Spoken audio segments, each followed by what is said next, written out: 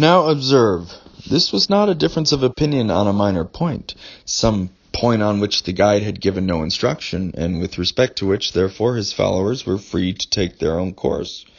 The question here at issue was the vital one: who the guide was that was to be followed. A man does not follow another as his guide, though he may be walking along the same road, if he takes that road only because he himself thinks the road to be the right one. And so, though on a number of questions Bossuet might side against the Protestants and with the Pope of his day, it is plain that he was not, on principle, following the Pope's guidance. Consequently, Bossuet is treated by the predominant Roman Catholic school of the present day as no better than a Protestant. Just as he himself had argued that outside the Roman Church there was no truth or consistency, and that Protestantism was but an inconsistent compromise with infidelity, so Cardinal Manning says nearly the same things of that theory of Gallicanism of which Bossuet was the ablest defender. It was exactly the same heresy, Manning declares, which in England took the form of the Reformation, and in France that of Gallicanism. Dr. Brownson's Review, or Estes Brownson's Review, the chief organ of American Romanism, treated Bossuet's opinion with even less ceremony. It said, Gallicanism was always a heresy. The Gallicans are as much alien from the Church or Commonwealth of Christ as are Arians, Lutherans, Calvinists, Anabaptists, Methodists, Spiritists, or devil worshippers. Could the irony of events give a more singular refutation than this? A man writes a book to prove that Protestantism is false because Protestants disagree among themselves, and Romanism is true because its doctrines are always the same, and its children never disagree.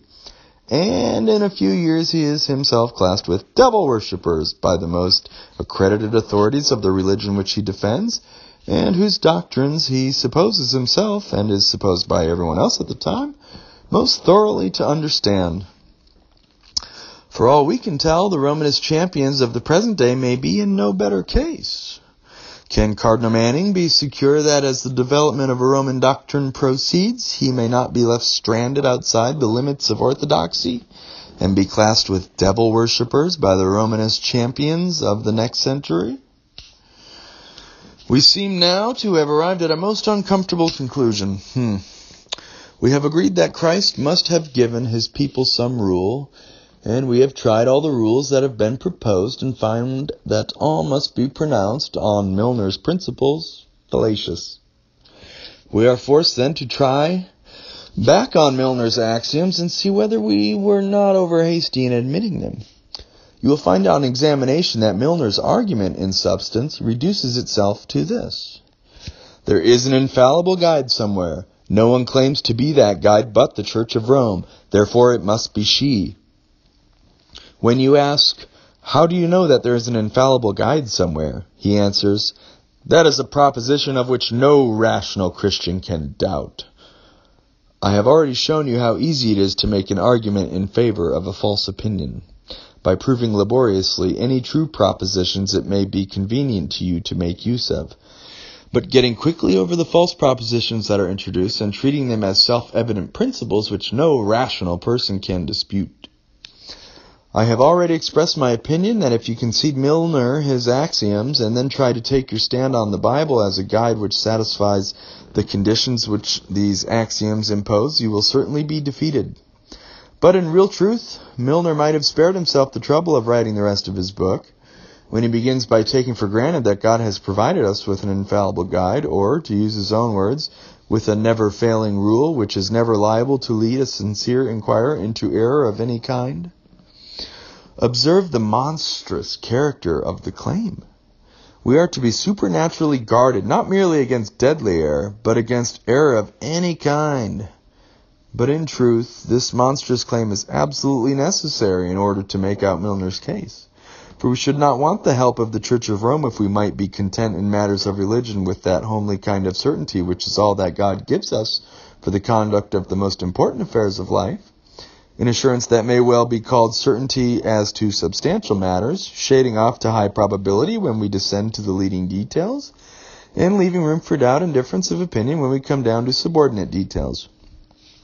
I do not see how any Roman Catholic can seriously defend Milner's axiom unless he first mend it by claiming supernatural protection, not against error of any kind, but only against error inconsistent with holding the truths necessary for salvation.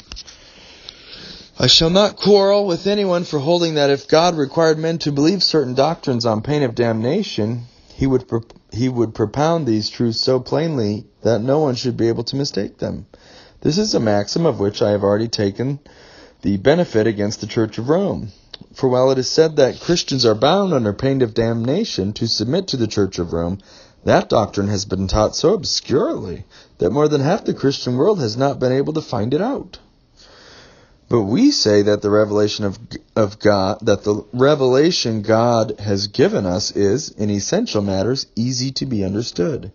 Roman Catholics dwell much on the difficulty of understanding the Scriptures and quote St. Peter's saying that the Scriptures contain many things difficult and hard to understand, which they that are unlearned and unstable wrest to their own destruction.